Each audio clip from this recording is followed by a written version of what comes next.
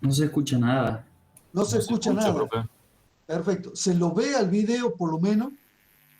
Sí, el video Sí sí se se ve. lo ve. Perfecto. Bueno, no, es importante que ustedes escuchen, ¿eh? Porque si no, no se va a entender nada. Entonces, vamos a pasar. Profe, Sí, adelante. el, el video sí sale cargado en la plataforma, ¿no? Ah, está cargado. Perfecto, perfecto. Entonces les propongo lo siguiente. Lo ven al video y el próximo lunes vamos a hacer algún comentario al respecto, ¿eh? Les sugiero que lo vean. Les va a resultar extremadamente útil para entender qué es un sistema complejo. Van a ver cómo, en este caso, en el mundo de la naturaleza, una manada de lobos que es reintroducida en el parque de Yellowstone, en Estados Unidos, modifica no solo eh, el entorno de todos los animales con los que interactúa, a eso se los llama la cadena trófica, es decir, la cadena alimentaria. No solo intervienen modificando la cadena alimentaria del parque de Yellowstone, sino que incidiendo sobre justamente los restantes animales de esa cadena trófica, modifican el curso de los ríos. Entonces, así funciona un sistema complejo. Las modificaciones entre las variables entre sí es muy difícil de entender. Otra cosa que ayer no lo comenté, no hay linealidad causa-efecto. Una pequeña causa puede ocasionar grandes efectos en los sistemas complejos. El estudio de los sistemas complejos abre realmente la cabeza. En mi caso personal, en la década de los 80, tuve la suerte de trabajar con un ingeniero argentino que había dirigido la construcción de Atucha 1 y después la operación de Atucha 1. Él había estudiado en Alemania, en la Universidad de Karlsruhe, con un premio Nobel alemán, el 21 que no se lo llevaron los americanos. Se llamaba Heisenberg, el autor del principio de incertidumbre, que fue fundamental para después poder construir la bomba.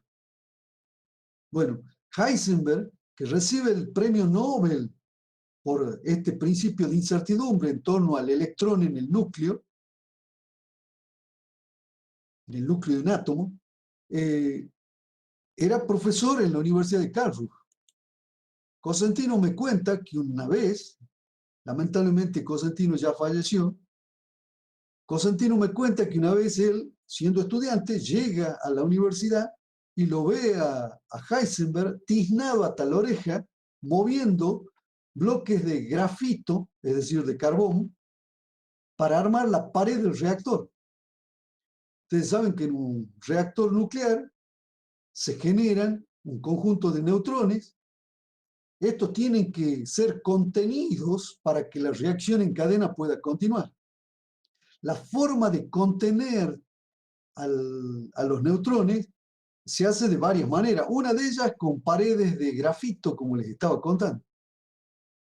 Bueno, entonces Cosentino, con mentalidad argentina, se arrima a Heisenberg y le dice: maestro, deje que esto lo hagamos los ayudantes, porque estaba tiznado hasta la oreja. Y entonces Heisenberg le responde con un latinazgo: no, no, los reactores son un sistema complejo y un pequeño error en el principio puede ocasionar grandes errores al final. Eso es típico de un sistema complejo. Tras cartón, Cosentino me recomendó que estudiara sistemas complejos. Una de las recomendaciones más útiles que me dieron en mi vida profesional. Me abrió la cabeza. Yo espero que ustedes puedan entender parte, hagan una pequeña aproximación a los sistemas complejos. No se pregunten qué van a hacer ustedes con los sistemas complejos, sino que la pregunta inteligente es qué van a hacer los sistemas complejos con su cabeza.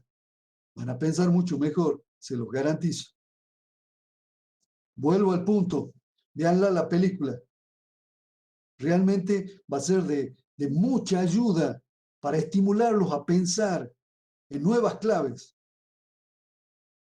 Bien, eso lo vamos a revisar el día lunes. Permítame terminar esta unidad y vamos a hacer algún comentario sobre Chaplin. Ahí sí que no hay problema porque es mudo, aunque por ahí suena la campana del ring. Pero bueno, a ver, volvamos para la transparencia, así terminamos esta parte conceptual. Bien, entonces, acabamos de ver la naturaleza diversa que tiene la estrategia. Permítame agregar otro detalle que no es menor, que es muy importante, que fue fruto de una polémica, como yo les comentaba ayer, entre Igor Ansoff y Henry Mintzberg. Bien, fíjense el detalle. Para Igor Ansoff, la estrategia era sinónimo de plan de acción, de plan estratégico. Y resulta que Mintzberg le dice que no, que en realidad hay que distinguir entre el diseño del plan, la formulación del plan, y otro plano que es la implementación. Y un tercero que es la evaluación para poder aprender. Resulta que se enzarzaron en una discusión, pero realmente el que ganó la discusión porque estaba estudiándolo de más cerca al problema fue Henry Mintzberg, a pesar de su juventud. Estamos hablando de la década de los 90. ¿Qué es lo que quiere señalar Mintzberg cuando sugiere que hay que distinguir planos dentro de una estrategia, de cualquier estrategia? Lo que sugiere Mintzberg es, en primer lugar, una cosa es lo que planificamos, acá figura con el nombre de estrategia intencionada o intentada o planificada. Esa estrategia que no está ejecutada, en realidad está planificada, cuando la queremos llevar a la práctica, siempre hay cosas que no se pueden ejecutar. Siempre hay elementos que no son pertinentes o no son adecuados en el momento o no contamos tal vez con los recursos que pensábamos que íbamos a contar. Entonces, hay una parte de la estrategia que no se realiza porque no es viable, porque no tenemos los recursos, por 1000 razones. Otra parte sí se ejecuta de la estrategia planeada. A ella la llamamos la estrategia deliberada, porque la hemos planeado primero y la estamos ahora implementando de manera decidida, efectiva. Lo que ocurre también es que cualquier tipo de implementación siempre tiene elementos emergentes, siempre tiene estrategias que no son esperadas, pero que se visualizan justamente allí en el campo de la práctica. Entonces, lo que dice Mintzberg es que en la fase de la implementación ejecutamos solo una parte de lo que hemos planeado e incorporamos también lo que se llaman las estrategias emergentes que surgen de la propia práctica.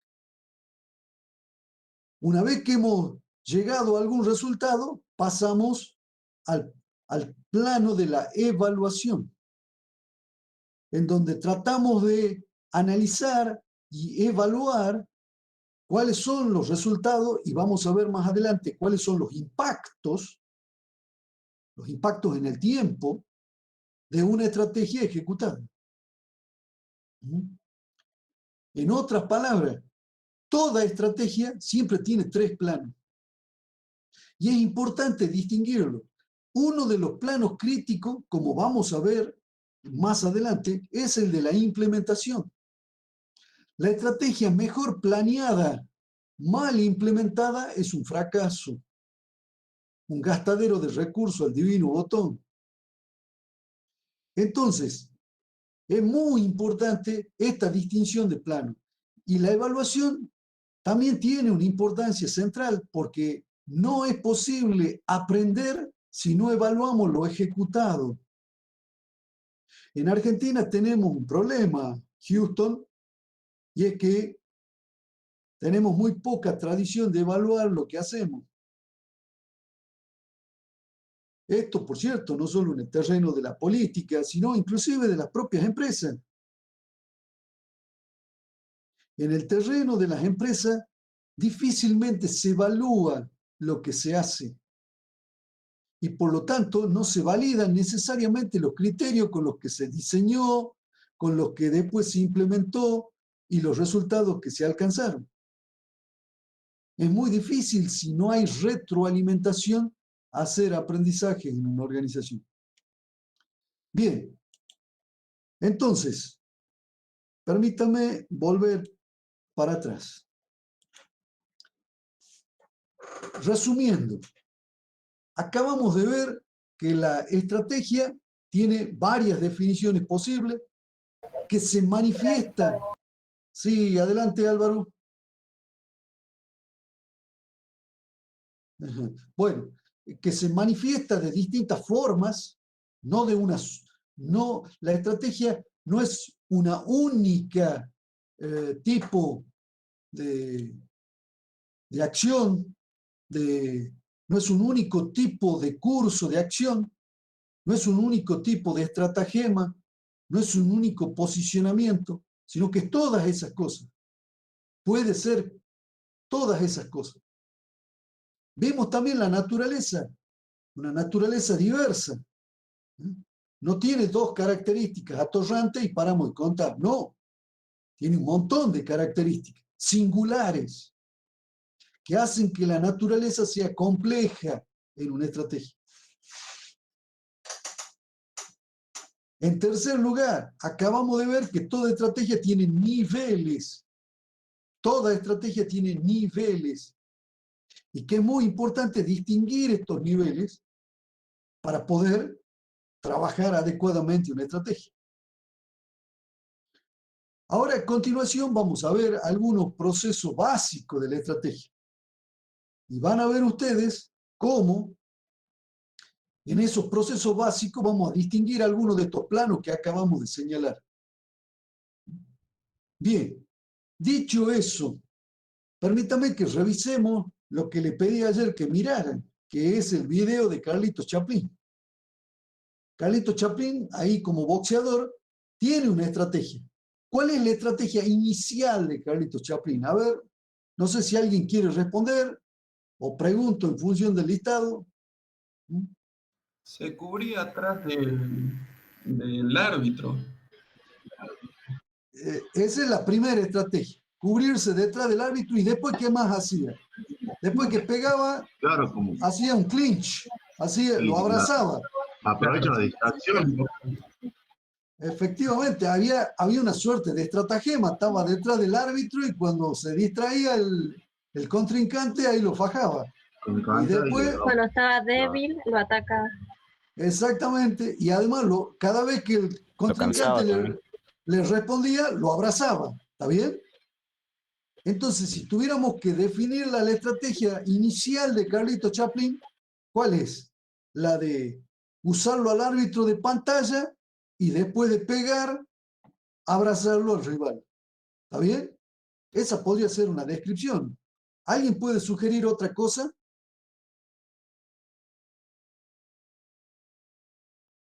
Bueno, eso es la fase inicial. ¿Y qué pasó luego? En el desenlace de la pelea. ¿Perdió? ¿Pero por qué perdió? ¿Siguió manteniendo la misma estrategia? No, Sí. porque después tuvo un enfrentamiento perseverante. directo como frontal y ahí perdió. Efectivamente, Gerardo. Como muy bien lo sugiere, ahí cambia la estrategia. Y entonces ahí se enfrenta cara a cara, de manera abierta, ya sin clinch, y es torta va, torta bien. Un intercambio de golpes, diríamos en términos boxísticos. Bueno, fíjense que hay como dos estrategias en el marco de la película. ¿eh? La primera, en el inicio. Ayer dijimos que la estrategia también es un patrón de comportamiento. El boxeador tiene un patrón de comportamiento, tiene una estrategia de pelea. Pero puede variar en el tiempo, claro que puede variar en el tiempo, y eso es lo que la película, en realidad, del genial Carlitos Chaplin, espero que se hayan reído como me he reído yo siempre con las películas de Chaplin. Bueno, este genial actor ejemplifica muy bien los patrones de una estrategia. En este caso, la estrategia se transforma en un patrón de comportamiento, una de las formas en las que se manifiesta la estrategia.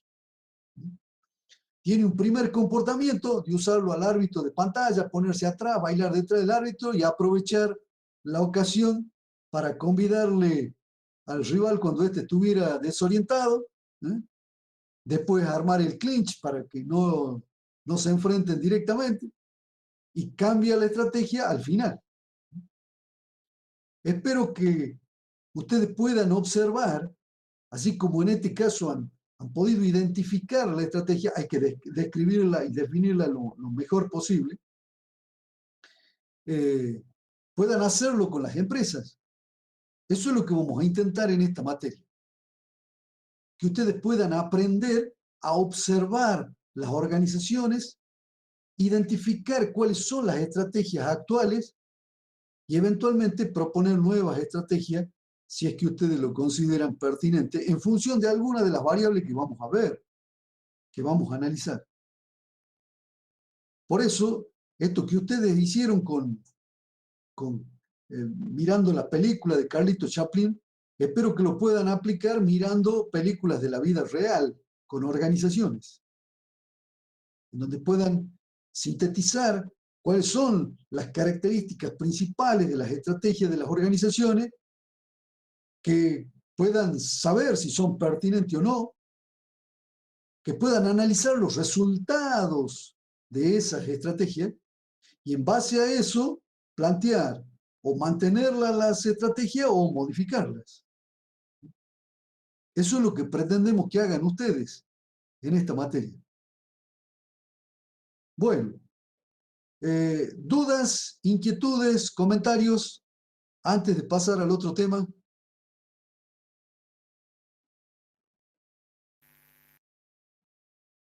Bueno, perfecto. Les propongo lo siguiente, vamos a hacer una cosa muy parecida a la que hicimos ayer. Permítame avanzar y vamos a hacer un pequeño alto y después completamos clase hasta las 19 horas. Perfecto. Vuelvo a poner en pantalla.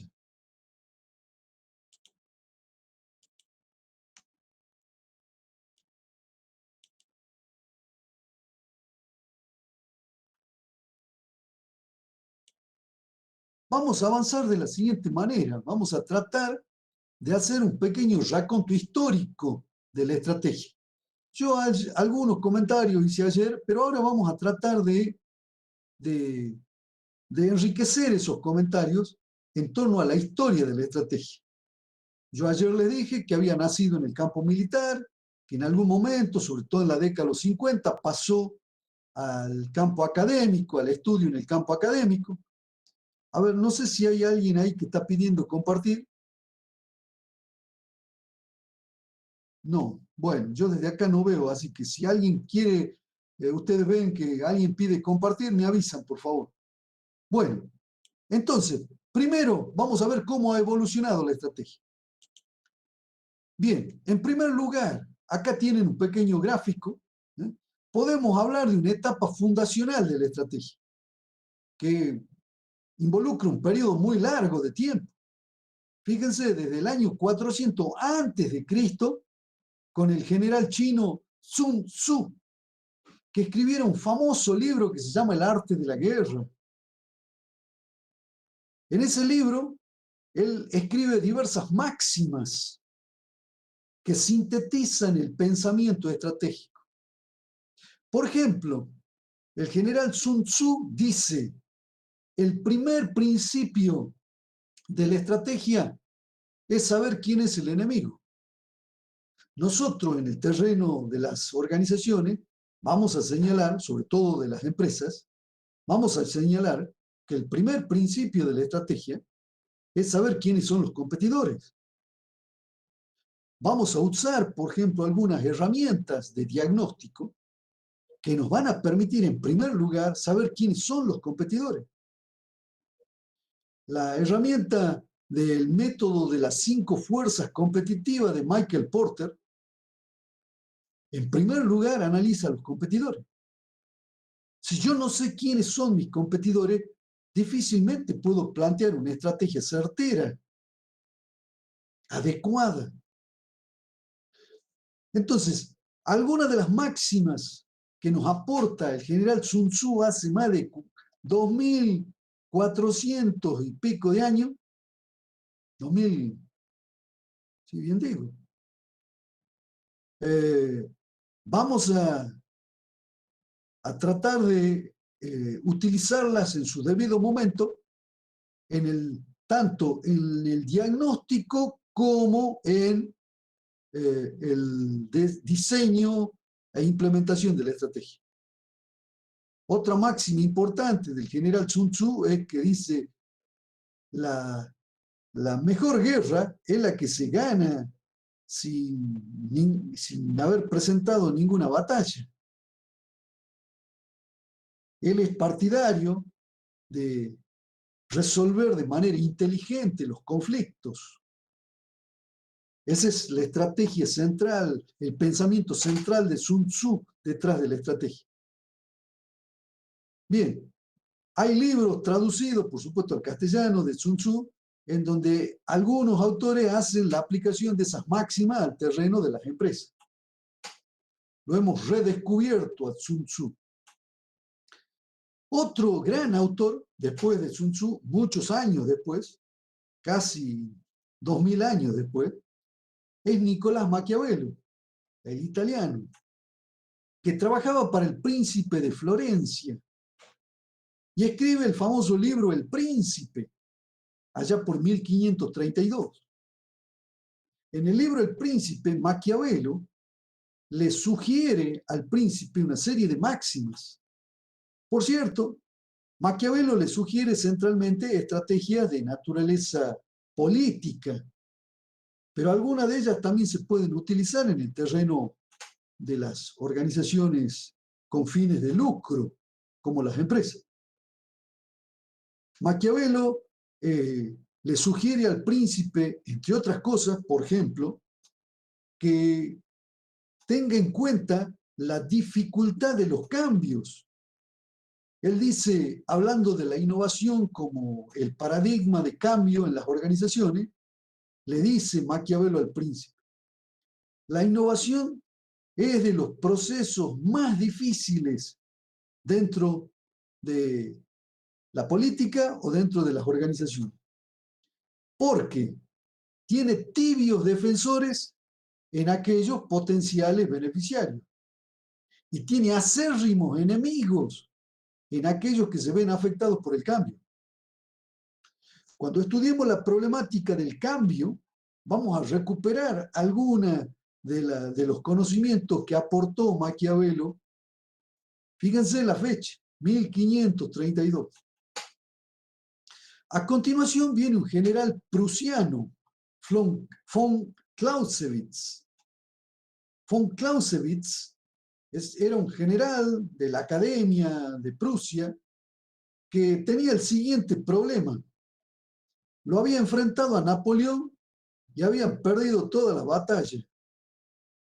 Y en alemán creo que se dice, estaba recaliente. Él no podía entender cómo un cabo que no había pasado nunca por una escuela militar los había batido a los mejores ejércitos de Prusia. Entonces se dedica a estudiar las estrategias de Napoleón para poder entender por qué los prusianos habían perdido la guerra contra Napoleón. Bien, von Clausewitz escribe un libro muy famoso que se llama Sobre la guerra. Ese libro, a diferencia de Sun Tzu, plantea una estrategia en donde no rehúye el enfrentamiento y el conflicto. Al contrario, lo asume como parte central de la formulación de la estrategia. Una mirada diferente de la estrategia, como podrán observar. Ahí también se plantea el caso de una empresa que por primera vez establece una forma de monopolio, establece como estrategia alcanzar el monopolio, que es la empresa Standard Oil. Empresa fundada por la familia Rockefeller, que consiguió tener la producción de más del 90% del petróleo en Estados Unidos y por lo tanto fijar los precios a piacere. Esta empresa, Standard Oil, fue desguazada en 5 partes por la primera ley antimonopolio que se hizo en Estados Unidos, justamente en esa fecha, en el año 1894, se hizo el juicio, terminó en el 96 y la desguazaron a la empresa. Se llama la ley Sherman. La ley Sherman del año 1894. Bien, vuelta al punto. Fíjense que acá estamos en una etapa fundacional. Standard Oil se plantea una estrategia, pero no hace un estudio de la estrategia. En realidad plantea la estrategia desde la propia práctica de la empresa. Cómo a través de la propia práctica van comprando una y otra, van haciendo toda una serie de enjuagues de todo tipo hasta adueñarse prácticamente del petróleo norteamericano. Bueno, esta etapa podríamos señalar que está de alguna manera teñida por la lógica militar dentro del campo de la estrategia. Permítame, volvemos a retomar la imagen. Sí, ahí tenemos una persona. Perfecto. Bien. Decía entonces, esa es la primera etapa. Vamos ahora con la segunda. En esta segunda etapa se produce la introducción de la estrategia dentro del campo de los estudios académicos. Comenzamos a estudiar la estrategia de manera más sistemática. Comenzamos a estudiar algunas de las herramientas de la estrategia de manera más sistemática. Ahí hay varios autores. Permítame que ponga en pantalla, vamos a arrancar con Peter Drucker, tal vez el más adelantado de todos, con su famoso libro Políticas de la Alta Dirección, del año 54, si mal no recuerdo. Y luego la explosión de los estudios de la estrategia en la década de los 60. Quisiera comentarle que en la década de los 80 ocurrió un fenómeno muy curioso, y es que hubo un cambio notable en los mercados. A partir del año 81, con la segunda crisis del petróleo a escala mundial, los mercados se fragmentan y se segmentan, ocasionando que entrara en crisis el modelo de producción en masa que se había desarrollado con el Taylorismo-Fordismo a comienzos del siglo XX. Y emerge en la década de los 80 un nuevo modelo. Ese nuevo modelo, al principio, es un tanto refractario de las viejas técnicas de planificación que no preveían cambios en los entornos, precisamente. Por eso fallan estas herramientas de planificación y por eso hay algunos que son descreídos de la estrategia dentro de las organizaciones y particularmente de la planificación estratégica. Entonces vamos a ver cómo en la década de los 50, 60 hay un boom que continúa hasta finales de los 70 y luego vienen los 80 con importantes cambios, modificaciones y también renovadas miradas sobre la estrategia. Bien, permítame poner en pantalla entonces la transparencia. Bien, etapa de transición. En la etapa de transición es cuando se inicia el modelo de producción en masa. Aparecen algunas estrategias de manera explícita, aunque todavía no se las estudia demasiado, como son las economías de escala que plantea Henry Ford. Pregunta, ¿alguien me puede decir en qué consisten las economías de escala? Recupero la imagen.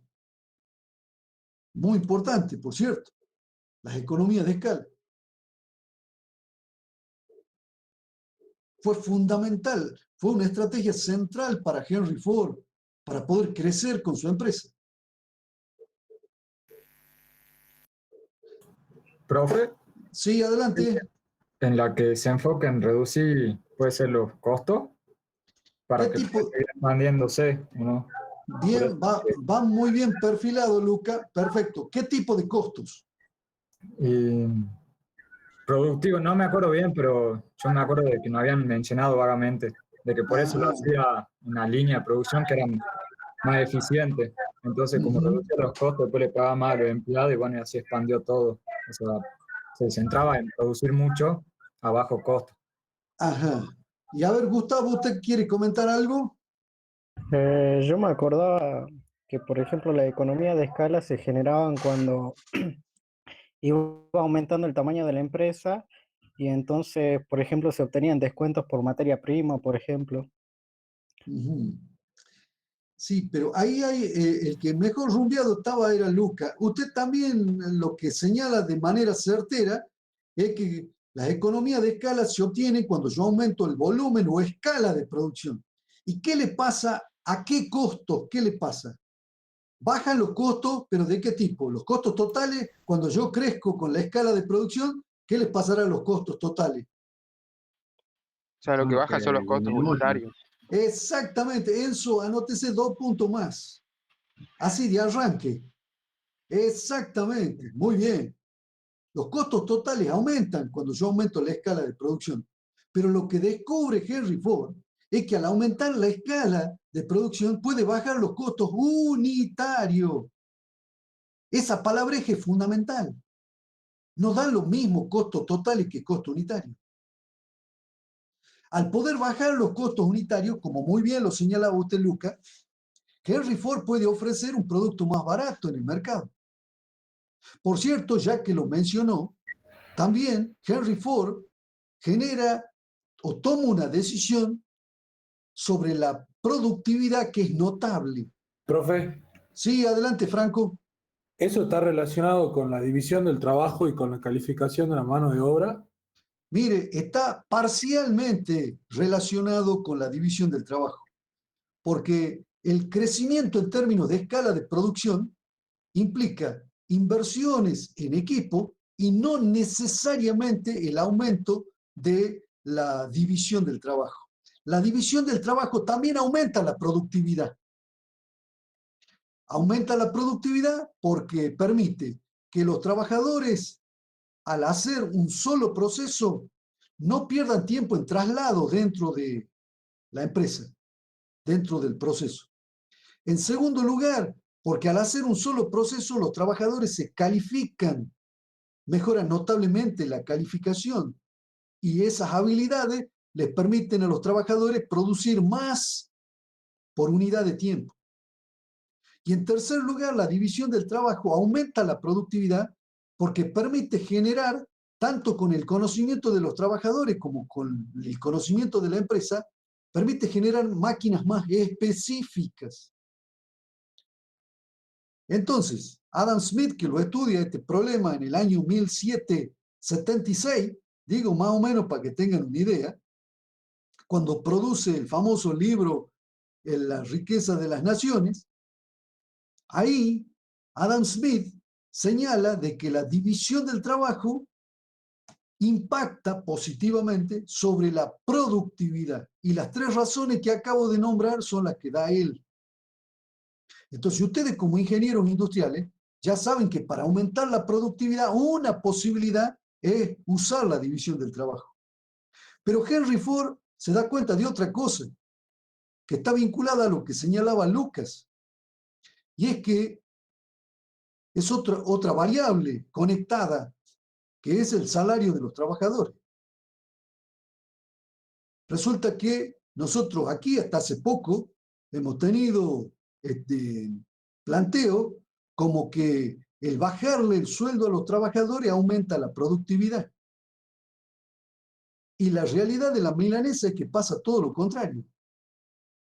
En Estados Unidos, en el año 1985, se publica un artículo por uno de los ingenieros industriales norteamericanos más famosos, Wickham Skinner. Por cierto, profesor del Instituto Tecnológico de Massachusetts y también en su momento de la Universidad de Harvard.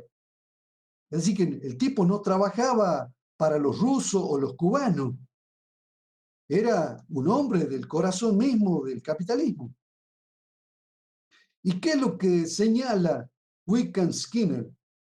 El artículo que él escribió se hizo tan famoso que se lo llamó la paradoja de la productividad. Lo que dice Skinner es que cuando bajamos los salarios, los trabajadores que se quedan en el área de producción son los menos